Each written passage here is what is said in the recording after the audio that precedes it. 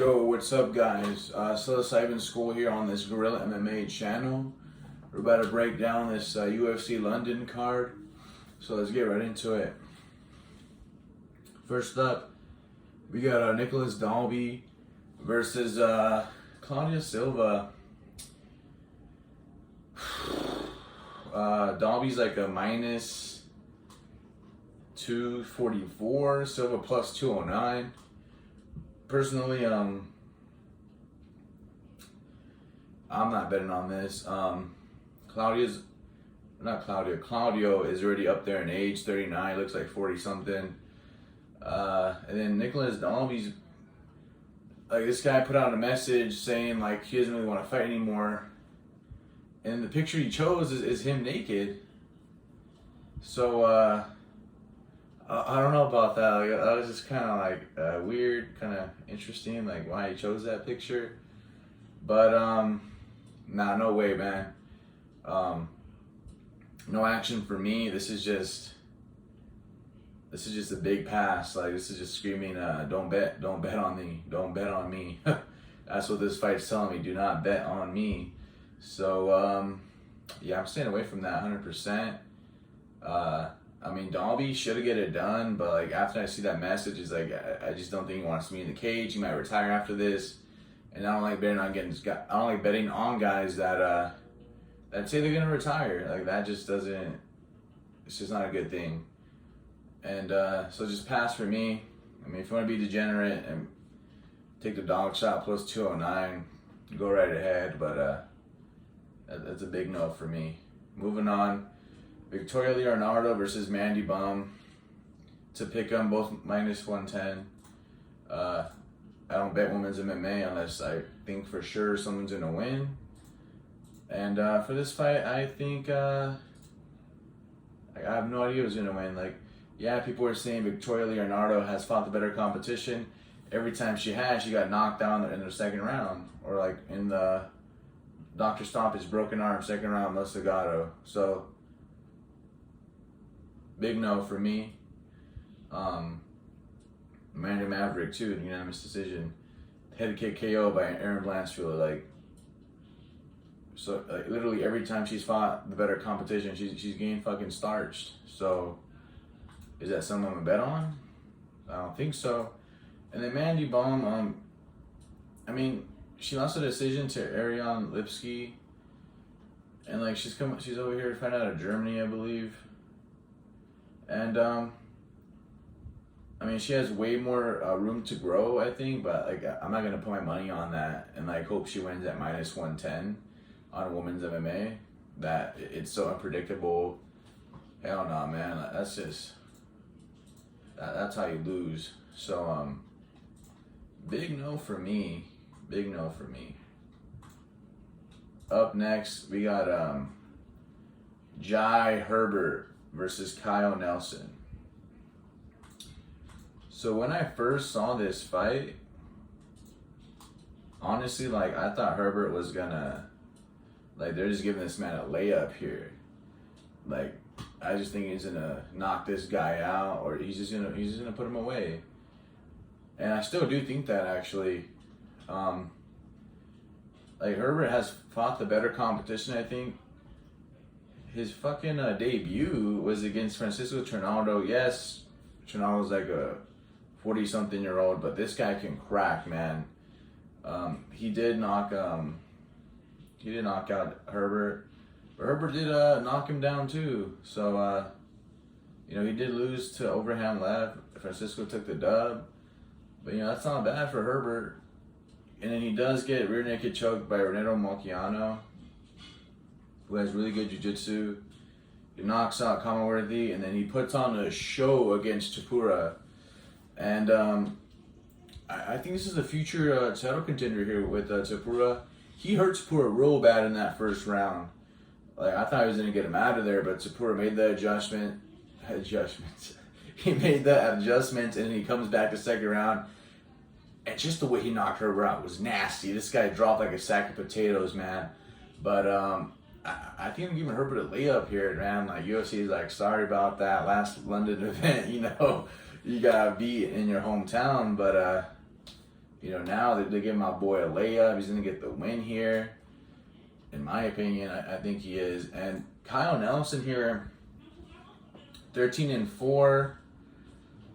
You know, he gets KO'd by Billy Quarantillo, flatlined round 3 by a right cross.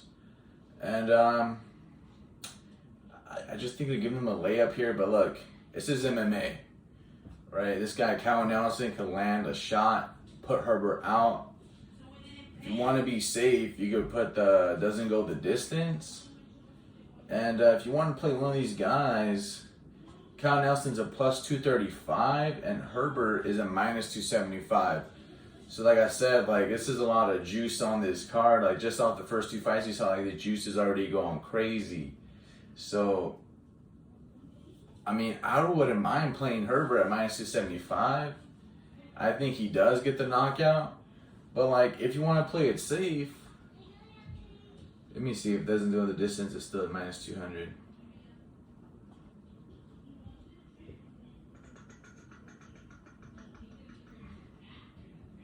Oh no. Yeah, now it's minus 280. That's juiced up, man. That is juiced up. But I just don't think. I think someone's getting knocked out. I mean, either Herbert puts it on this guy, or like Nelson lands a nasty shot and knocks out Herbert. I don't think this one's going the distance. Minus 280 is a little bit more than I thought it would be. I would have took that minus 200. But honestly, I feel comfortable putting Herbert in maybe like a little parlay with Patty or something. But my pick for this one, it's going to be Herbert. I might bet on him still. I mean, it's in England. If it goes to decision, you probably get the hometown advantage on that. So, yeah, I like Herbert. Moving on. This is like the people's like main event almost. We got Charles Johnson plus 375. Muhammad Mokaev minus 500. So, Mokaev here, he's very young, 21 years old. And, I mean, I don't like putting too much stock into amateur records, but like he went like 23-0 in his amateur. And he fought over here on Brave, Celtic Gladiator. You can switch between those until eventually you got his UFC chance, you know? And then he just fucks up Cody Durden. Like, he lands a nasty knee, and then he just chokes Durden out with the guillotine choke in less than a minute into round 1. Nobody has done that to Cody Durden. And, you know, I think Cody Durden is better than anybody that this other guy fought, man. I'm not gonna lie. Like, Charles Johnson, like, I get it, man. He has the boxing. Like, he has more experience, like, for pro fighting. But I think Johnson gets fucked up in this fight. I think he gets submitted. I just think Mokaev is just really, really good. And we haven't seen everything we need to see from him. I think he has a lot of room to improve. He's, like I said, he's only 21 years old. This guy's a monster. I don't hate people taking the dog shot on Johnson at all. I mean, a lot of people think Muhammad's not, like, he's unproven and all this stuff. But I think they're just overcomplicating it a little bit, you know? Like, when McGregor was coming up, like, everybody was saying the same thing, like, oh, he's not going to beat Chapman, he's not going to beat him, and he does. He beats all the guys. Same thing with Patty, you know? I mean, we're not there yet, so I'm going to get ahead of myself, but, you know, like, look at Sean O'Malley. You know, everybody was saying, oh, this, oh, that. You know, everybody was always saying he's not going to be good enough, and everybody he's fought, he's been knocking him out. So, honestly, minus 500 is a crazy number to lay. I get it. But if it goes to decision, like I said, most likely we are going to get that hometown advantage. And, like, sometimes you got to lay the juice. Sometimes you got to lay that chalk. And you just got to pay the price. Because, look, let's just say, oh, Charles Johnson plus 375. Like, that's value, right? But if you lose, you don't win anything. If you lay the chalk minus 500, I'm not saying bet $500 to win 100, but Just put $100 on it, man. Fuck it. You get a return on the investment, right? You still win money. So I think Muhammad's, I think he got this. I think he's gonna win by submission. I picked Makayev and I got him in a parlay. Next, we got Makwan Amirkhani and Jonathan Pierce. We got Amirkhani at plus 165, Jonathan Pierce at minus 190. So, look, like Amirkhani is crazy, man. Mr. Finland. He goes to decision with Barboza, decision with Kirk. He dominated the first round with Leroy Murphy, but when he goes for a takedown, Murphy timed the nasty knee. He knocked him out bad. Then he comes back from that. He anaconda chokes Mike Grundy in under a minute in round 1. Grundy shot for a takedown, and he got him. So here's my thing. I think it's rightfully lined. Jonathan Pierce minus 190, Amirkhani plus 165. Because Amirkhani does start gassing or slowing down in the second round. Third round, he doesn't look like he wants to be there the majority of the time. So, I mean, I don't mind the dog shot on Amirkhani because when I was watching the tape on Pierce, a lot of times he got himself caught in these compromised positions against other dudes, and man, he was close to getting choked out a couple times. He didn't get choked out. He was able to get out of it. I know he's been training a lot for Amirkhani because he's a wrestler. And I would pick fight does not go the distance for this. Why? Amirkhani, he has a very good chance to submit this guy in the first round. He specializes in the anaconda choke. And doesn't go the distance here is minus 200. That's not bad at all. Minus 200 doesn't go the distance. Maybe Amirkhani gets gassed. Jonathan Pierce starts taking over. He TKOs him in the third round or second round potentially. And if you don't want to pick a side, that's a great way to go. I mean, Jonathan Pierce is minus 190, so this is a slight favorite above that. So personally, I'm gonna take a dog shot on Amirkhani. I like him. I don't like the way Jonathan Pierce was exposing his neck on these takedowns. And if you want to get a little bit crazier with it, you could do Amirkhani first round sub, which is plus 575. But that's not getting way too fancy with it. It's a way lower percentage. So if I doesn't go the distance, lay the chalk, get some money. Those are my two spots that that I like. So yeah, I mean, I'm picking on Amirkhani, but I think my bet doesn't go the distance for this one. I like that. Moving on, we got Charles Rosa at plus 450 and Nathaniel Wood at minus 600. Now that is crazy. Now, I don't really rate Nathaniel Wood that high. I mean, he did put up a good fight with Casey Kenny. I don't know how one of the judges got 30-27 on that fight. That was ridiculous. It was 29-28.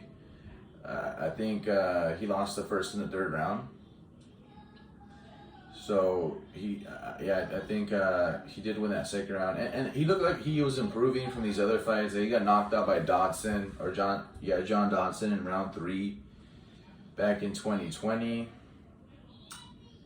and then he beats John Castaneda, and then he loses to Casey Kenny. Now the problem here is that like I said, that's a very big number. I mean, wow, minus 600. I mean, a lot of people think he's a lock, but personally, I don't. But I'm not saying to take the dog shot. I'm just going to stay away from this one. Charles Rosa is a very tough guy. It's very hard to put him away. I mean, Bryce Mitchell just completely out-grappled him on the ground and oh my goodness, so many submission attempts. He put him in 2 twisters in the first round and a whole bunch of arm triangles. This guy never gave up. Like, he will keep fighting. Very hard to put him away. Shane Burgos did knock him out in round 3 back in 2017. And he hasn't been knocked out since then. Matter of fact, that's the only time he's been knocked out. So, I don't think Nathaniel Wood's going to be the one to knock him out. Nathaniel Wood does fight at a high pace. He has nice leg kicks. And I think Charles Rosa is going to have the size advantage here. I believe Wood is going up 1 weight class. I do think Wood is going to win this fight. Maybe he could hold his own on the ground. I hope he doesn't. I don't think it's a good idea to go on the ground. Charles Rosa is very tricky off his back. He did get an arm bar on who was it? Oh no, it wasn't an arm bar. What was it? Sorry guys, hold on. Oh yeah, he did on Manny Bermudez. Yeah, I was looking at Wood's record. So yeah, like, he's very tricky because Manny was on top and he was, he was doing ground and pound, and and just like that, round 1 under 2 minutes, he gets submitted armbar. So like, you can't fuck around with this dude on the ground. He could hold his own for sure. So you just gotta be careful. So I mean, my pick is Nathaniel Wood, but I'm not laying minus 600. I just feel like MMA is it's just too crazy, and like, to lay minus 600 on Nathaniel Wood when I don't really rate him that highly, and like if he goes in the ground, Charles Rosa, like, I just don't think it's gonna like go good. So I mean, my pick's Nathaniel Wood. I just don't trust Rosa anymore at this stage in his career. I think his time might be coming to an end. So yeah, official pick is Nathaniel Wood. Next up, we got Mark DeCasey and Damir Hadzovic. Let me see what these odds are. Oh wow, a lot of chalk here. Minus 400, Mark DeCasey. Plus 330, Damir Hadzovic. Now, Damir is known for getting gassed out in the later rounds. Well, not later rounds, but like round 2, round 3. And Mark DeCasey has been, he's started grappling. He's been using that wrestling, that grappling. And I honestly, like, I get why it's lined that way.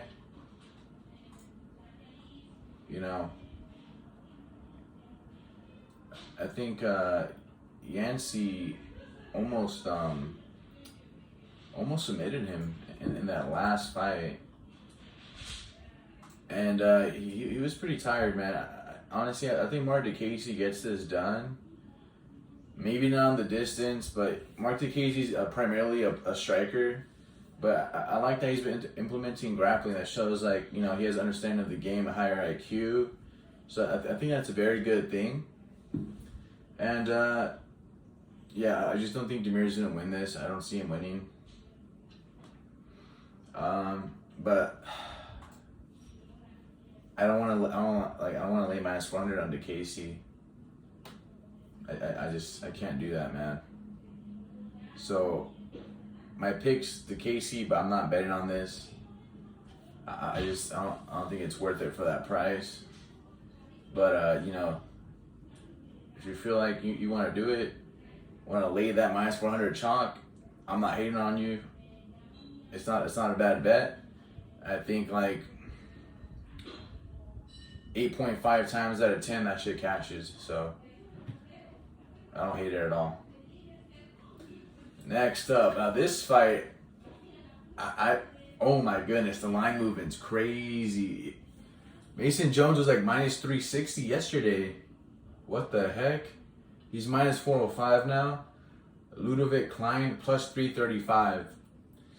Now, I did the tape on this, man. I am excited to see this fight. Mason Jones is a beast. This guy puts the pressure on. This guy's chin's made out of fucking granite. I don't know what he has in his chin, man. Oh my goodness. Who was he fighting that day? This guy's just Mason Jones, man. He fighting out of Wales. So that's technically part of the UK. And he fought David Onama. He was taking that man's punches. We all know Onama hits like a truck, man. This guy does not play. That Mike Davis fight, oh my goodness. He did lose that fight, but wow, what a show he put. He was taking every single shot from Mike Davis, and Mike Davis was hitting him hard, and he just kept coming forward. He was hitting Mike Davis. It was just a rock 'em, sock 'em. Like, it was just awesome, man. And that was his UFC debut in January 2021. He fought Alan Patrick. It was no contest, accidental eye poke. They're going to rematch it, but I guess it got canceled. I'm not sure why. And then David Onama, on short notice for David Onama. And that was crazy, man. That fight was awesome as well. And, that win aged very nicely. David Onama's out here taking people's heads off now. And now he has a fight lined up with Nate. Can't pronounce his last name. But yeah, bet the house on Onama for that one. But let's focus right here. Mason Jones, man. I think he's gonna put it on this guy. I think Ludovic Klein's gonna wilt to the pressure. I mean, as long as he doesn't catch Mason with a nasty kick to the head, then I think Mason Jones pretty much got this in the bag. Maybe he wins by second round KO. Mason Jones is just a beast. Very well-rounded guy. Now, Ludovic Klein's also pretty decent. His UFC debut, he knocks out Shane Young with a nasty kick. He drops him, finishes him with ground and pound. He lost to Mike Trezano and then Nate. Oh, there it is, Nate Landwehr. I think that's how you pronounce it. That's the guy that Onama's gonna fight next. But he anaconda chokes him in round 3. It was kind of like a back and forth war. And then he goes to split decision with Devontae Smith, which I don't think it was a split. I think he won 29-28 decisively. But that was a good fight. It was entertaining to watch. And now he has Mason Jones. Now Mason Jones is going to put the pressure on him. In the fight he had with Devontae Smith and Ludovic Klein, I think Klein was putting the pressure on Smith more than Smith was putting it on Klein. But in this Mason Jones fight, I guarantee you, Mason Jones is going to be pressuring this guy, and I just think Klein's not going to be able to handle it. So that's why I understand the line here. I would put minus 405. I would lay that. I would put 4 units to get a unit. Mason Jones is a beast. So, yeah, my pick is Mason Jones. I already bet on him for 2 units before it was minus 405. I got him like at minus 3 something. I can't remember off the top of my head. But yeah, Mason Jones is a monster. Moving on, we got Volkan Ozdemir at minus 143. Paul Craig plus 123. Now, Paul Craig just keeps doing the damn thing. Paul Craig is just crazy, man. He would get beat up, and he would just submit you. Like 16 of his wins, right? 13 of them are by submission. That's an 81% submission rate that he's getting. He has 3 KOs. He's never won by decision. He has 4 losses. He's been KO'd 3 times, and he got 1 submission loss. But Ozdemir is not going to submit this guy. The last time that Paul Craig was submitted was in 2018 by Jimmy Crute. He's known for his ground game. He's been knocked out by Alonzo Minifield, Khalil Roundtree, and Tyson Pedro. The Tyson Pedro and the Khalil Roundtree were both round 1 KOs, and then every time he's been KO'd has been round 1, matter of fact. And then the Jimmy Crute sub was in round 3. So here's the thing. I don't really rate Ozdemir highly. I used to. But then when I saw the Magomed fight, it's like, you know, he's very patient. Like, he likes to select his shots. I'm not really high on his power. Like, I think it's a little bit overrated, just in my opinion. But, I mean, I still think he could knock out Paul Craig for sure. But, I mean, I just think Paul Craig, like, he gets it done here. I think he submits this guy. You know, like, he submitted some good people. He submitted Jamal Hill, who I think is going to be champ. He submitted, who else? Nikita Krylov was also fighting on this card.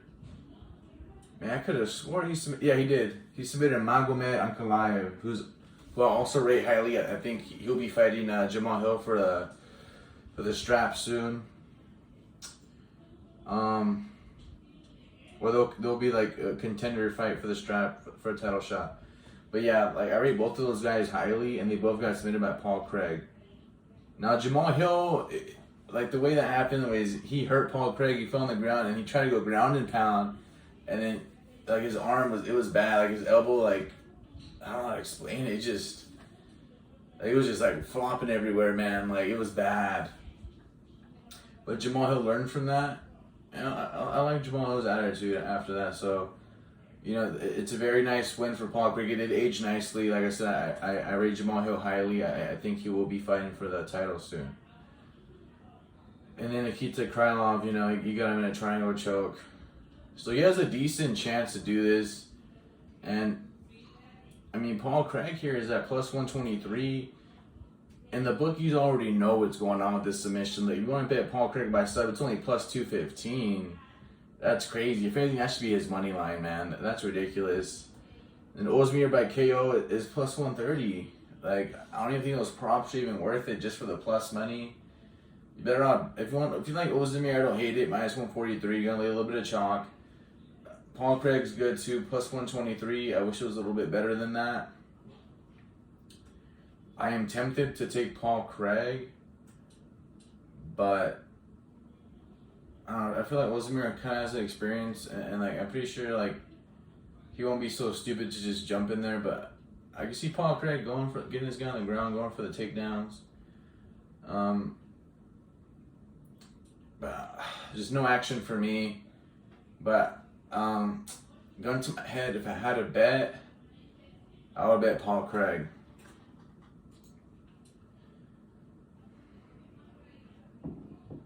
Next up, we got Hannah Goldie and Molly McCann. Oh my goodness. Molly McCann's minus 450. Hannah Goldie plus 350. Look, guys, I'm gonna be honest. Like, I don't think McCann's losing at all. Like, I kind of do, like, pay attention to the narrative stuff. Like, we're in London. Hometown advantage if it goes to decision. You know, she's best friends with like Patty Pimlet, Patty the Batty. And they got El Barstool Presidente coming over. He sponsored them. So I think this is a favorable matchup for Molly McCann. I think the UFC gave her Hannah Goldie, you know, kind of like a gift. And I think she gets this done. Maybe not on the distance, but if it goes to decision, you know, for sure that like you got that if it goes to decision. Maybe put it in a parlay, but like I said, I do not like betting women's MMA. I just don't do it. I got traumatized after that Amanda Nunes fight, minus 1,100. I laid the chalk and I got burned so bad. So, you know, a little bit of PTSD. It's gonna take a little bit more time to get over it. So I'm just not gonna touch this fight. Maybe I'll parlay it for fun with Patty and someone else. But for right now, no action. But the pick is Molly McCann. I think she does get it done, but I just can't live with myself. If I bet minus 450 and if she loses, I'll be so pissed off. But yeah, pick is Molly McCann. I just don't think Hannah has anything for her. Next up, Alexander Gustafsson plus 174 versus Nikita Krylov at minus 204 here. So with this fight here, here's an issue with Gustafsson. This guy already said he retired, like he doesn't want to do this, he doesn't have what it takes in 2019. He goes up to heavyweight and he gets fucking submitted in round 1 by Fabricio Werdum, who's 40-something years old. Right now he's 44, so he must have been like 43 or 42. That's just not a good sign. That's just not a good sign, man. I was watching Half the Battle, the podcast, and I like what Dan Levy said. He said he just thinks Gustafsson's coming here for a paycheck. And I think he's right, man. I think Gustafsson's gonna quit right when the fight gets hard. Now I understand he's been training at All Stars over there in Sweden, and Chimaev and Darren Till were there. Maybe they're motivating him. And then I know in an interview he was saying like this is his division, all this, but like I said, I don't really take interviews into account too much. Adesanya was over here talking about he's gonna give a show. He's gonna knock out Jared Cannonier, and that was the most boring fight I've ever seen. It wasn't boring because of the performance. It was boring because I was already expecting like a big KO, a big show. And when I didn't get the big show, I was disappointed. So nothing against Adesanya. You know, he does his thing. But, you know, you can't be like talking up a storm like that and then you just don't perform. So, yeah, that's why I'm not going to take into account what Alexander said, that this is his division, that he's fired up, blah, blah, blah. Show me what you can do in the ring. Show me what you can do in the octagon. And, you know, let the action do the talking. But looking at your past performances here, I don't think so, man. This isn't the same guy that fought John Jones anymore. You know? I just don't think he gets it done this time. I mean, I understand you're going to take the dog shot here, but I think Nikita Krylov gets it done easy. I mean, it's only... Yeah, minus 204 is not too bad. I mean, it was a little bit better yesterday. It was like minus 190. But, I mean, I think it's a very good chance. You want to lay the chalk there? I would. Personally, I think I might bet this one. I do lean Nikita Krylov here. And I think he gets it done. Now, this fight is what I'm looking forward to for sure. Paddy Pimblett versus Jordan Levitt. Paddy is minus 259. Jordan Levitt is plus 219. Now, I'm a fan of both of these guys. Like, when I saw Jordan Levitt slam KO, who was that he did that to, man? That was nasty. Matt Wittman. Bro, like, he did this on purpose. Like, he positioned his... I don't know what he did. He did something. Like, he positioned his arm in a way... Like, he knew he was going to knock this dude out. He got him and went, boom! And then, like, he was out already. And he just twerks on him. Bro, he twerks on him.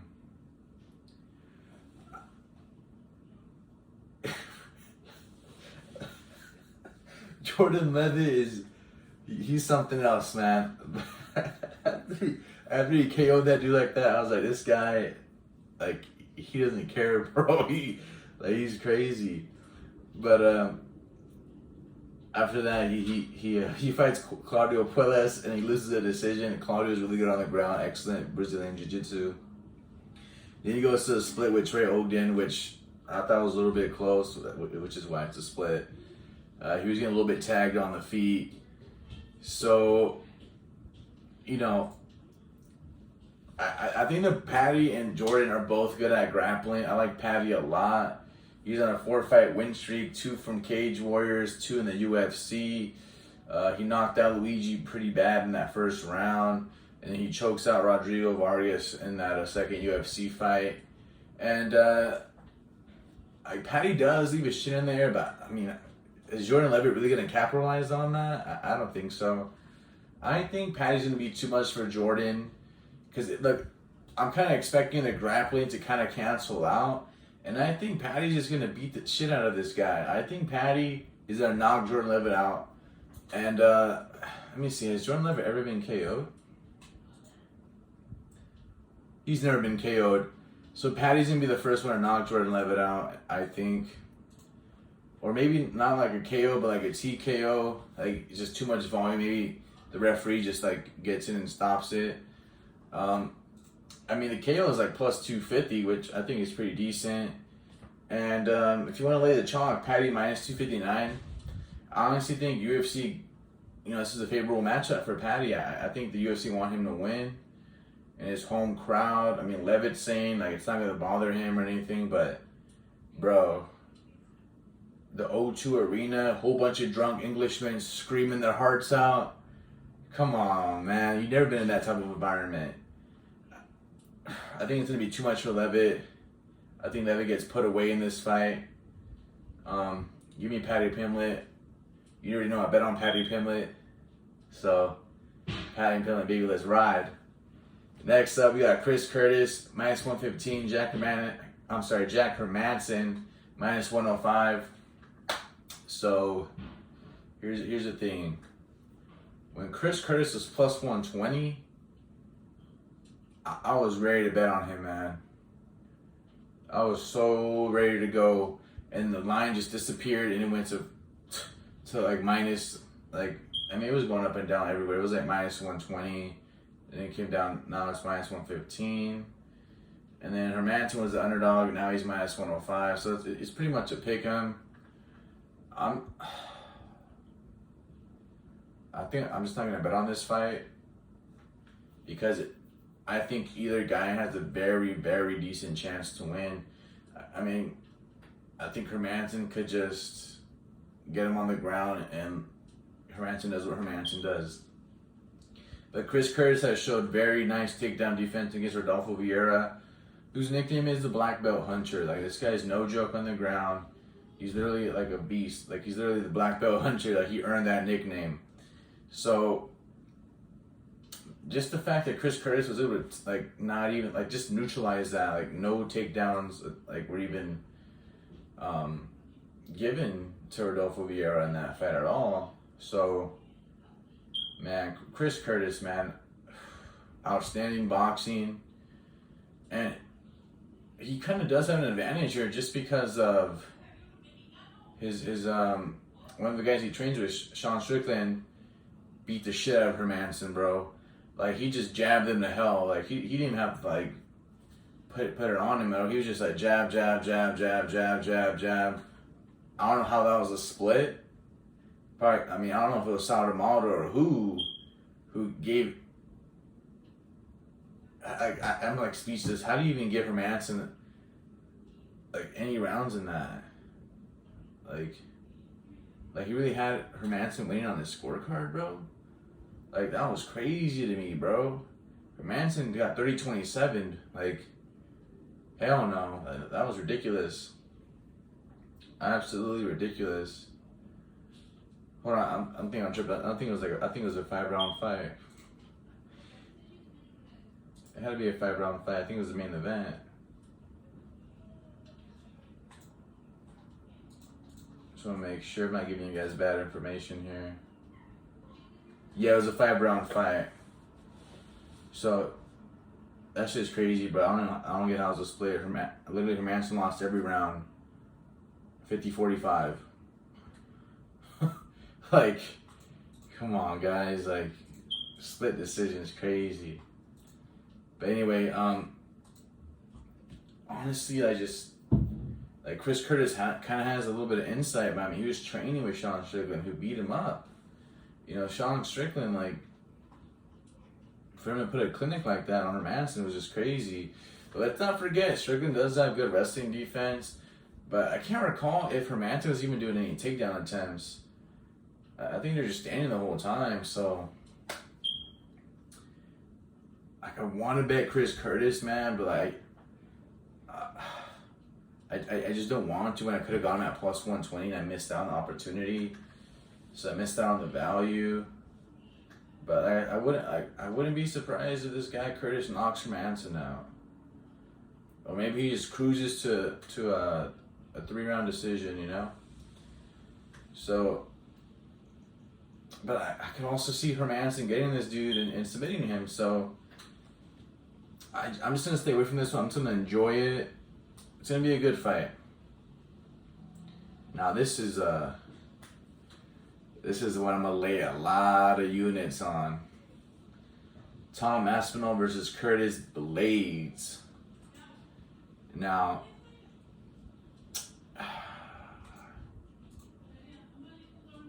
I don't know if some of you guys know, but I laid 5 units on Derek Lewis to beat Curtis Blades.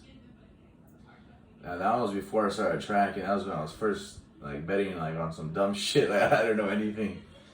And so at that time it was like $500, and that shit cashed the fuck out, bro. Like, so like, if I bet on Derek Lewis, you already know who I'm betting on. Like if Derek Lewis beat this dude and I put 5 units on him, you can only imagine what I'm gonna put on Tom Aspinall. Now a lot of people think like Tom Aspinall hasn't proven himself, like he's not ready, and like he hasn't shown a lot. But when you fucking straight arm lock Alexander Volkov in the first round like that, and I know, right? MMA math. Curtis went all the way to decision with him. Curtis Blades went all the way to decision with Alexander Volkov. I think I can't even speak right now. I can't believe Tom Aspinall is minus 125 right here. I mean, he should be underdog, but that's not a bad price. Or I think the odds they changed. I'm speaking from odds from yesterday. He's probably higher now, more chalk. Yeah, he's minus 137 now. Bro, I mean, I get it, right? Like, Curtis Blades, like, he's never been an underdog ever. Like, he's usually closing like at minus 300 or something. I think against Derek Lewis, he closed at minus 400 or something like that. So, for Curtis Blades to be underdog, I understand why people are on Curtis Blades, but I think Tom Aspinall, I can't even pronounce this guy's name. What's wrong with me? I just think Tom Aspinall hasn't shown everything that he can do. I think we're all in for a surprise. I think Tom Aspinall beats this guy inside the distance. Hot take, Tom Aspinall submits this guy. But it could probably be a KO. I think Tom Aspinall puts on a show. I'm really high on Tom Aspinall. I've been liking what I'm seeing. And it's in England. Main event heavyweight division. Man, oh man. I think Tom Aspinall gets this thing done. Well, look, Curtis Blades is also good. He has very good wrestling, nasty ground and pound. And a lot of people like to say Curtis Blades is boring. But I think he has a pretty decent KO rate, if I'm not mistaken. Yeah, he has 11 of his 16 wins are by KO, so like he's not too boring. He only has 5 decisions, so 69% KO rate, no submission wins, no submission losses. He's been KO'd 3 times, 2 by Francis Ngannou, 1 by my boy, the Black Beast, Derek Lewis. So he's gonna lose a 4th time, I think. And you give me Aspinall at minus 137. That's not bad at all. I already put him in a parlay when he was minus 120 something. Oh yeah, so my parlay is gonna be Tom Aspinall, Paddy Pimblett, and Mason Jones. And then I already have a bet on Marconi. And then I think I might do another parlay with Jai Herbert, the same one. So Herbert, Jones, maybe Nikita Krylov, Paddy Pimblett, Tom Aspinall. You know, just fuck around. Because like the chalk is just crazy on this card, so you just have to pick your spots that you're confident in. Maybe don't parlay them like me, like take straight shots. But I'm gonna see what I'm gonna do, because I might just take these straight. But yeah, man. Tom Aspinall, I think he's gonna put on a show for all the Englishmen. I'm telling you guys, at the O2 Arena, Tom Aspinall is winning this. And I think Curtis Blades is going to put up a good fight. I think it's going to be a very good fight. And I cannot wait for this Saturday in the morning for the West Coast viewers. And I'm just going to do a recap for last week's bets. So my dog of the week was Li Zhang Lang against Muslim Salikov, right? I told you guys, underdog of the fucking card, man. And boy, oh boy, did he deliver. He got a KO, nasty, just put Salikov, like, it should have been stopped a little bit sooner, I think. Salikov it was just unnecessary damage. So we got a dub on that. We got 2.92 units in return pure profit. Shane Burgo is a little bit closer than I liked. We put 3 units for 1.76 units profit. And man, Dallin Jung, I put the hot take and everything, Dallin Jung by KO, that he gets KO'd. So that was a 2-unit loss. And then an anticlimactic finish for the main event. I bet Ortega by submission. I believe I put 0.25 units, took an L. I don't know, it's pretty controversial, but I think Yarp caused that to happen, so it should have been a Yard sub. But we gotta take losses like a man, you gotta move on. And then I got a little crazy and I put 0.5 units on Jung by KO, that didn't cash. So we took 3 L's, 2 W's, we profited 1.93 units, so about 193. It wasn't pretty, but we still profited, and that's all that matters. As long as you're profit, you're good, baby. So I guess that means I do have to give a dog of the card for this. Oh man, there's so much chalk. All right, my dog of the card. My dog of the card, man. Okay. So for the dog of the card, like, Curtis Blades isn't a bad dog, but after the way I talk about Aspinall, I think he's gonna completely obliterate him. So I can't pick Curtis Blades because I'm pretty high on Tom. So that leaves me with, I can't believe I'm about to say this, Marquand Amirkhani. I think he has a very decent chance to do this. Jonathan Pierce puts himself in weird, not weird, but he just gives up his neck when he goes for these takedowns. And Amirkhani's going to capitalize on that. I do think he's going to get this submission win. Maybe in round 1, potentially round 2, but round 3, that's when he's completely done. He does go all out in round 1, so there's a very high chance Amirkhani does submit Jonathan Pierce in that round. So my dog of the card is going to be Marquand Amirkhani. Yeah, man, I just think all these other fights, I don't know. I think if you lay the chalk, you'll be fine. I'm not gonna bet on Dalby. This women's MMA fight, no thank you. Giant Herbert, I think he gets it done. Cal Nelson's decent, but I think Giant Herbert outclasses him. Muhammad submits Charles Johnson. Marquand will call me for a submission, I believe. That's how he's gonna win. Charles Rosa, I think that Daniel Wood just wins this one, but it's just minus 600 is just crazy. Mark DeCasey is going to showcase that wrestling, maybe a potential submission. I think it's paying 10-1. Mason Jones obliterates Klein with the pressure. Paul Craig maybe with a submission, or Ozdemir puts him away. Molly McCann, I think she takes that dub. Nikita Krylov, I think he takes the dub, maybe makes Alexander quit. Patty Plymouth by KO. And this Chris Curtis and Jack Hermanson fight, very, very close. I can't even predict the outcome. But just for the sake of the show, I will say Chris Curtis by KO. And then Tom Aspinall by whatever the fuck he wants. So thank you guys for tuning in. Dog of the card is Marquand Amirkhani. And let's make some cash.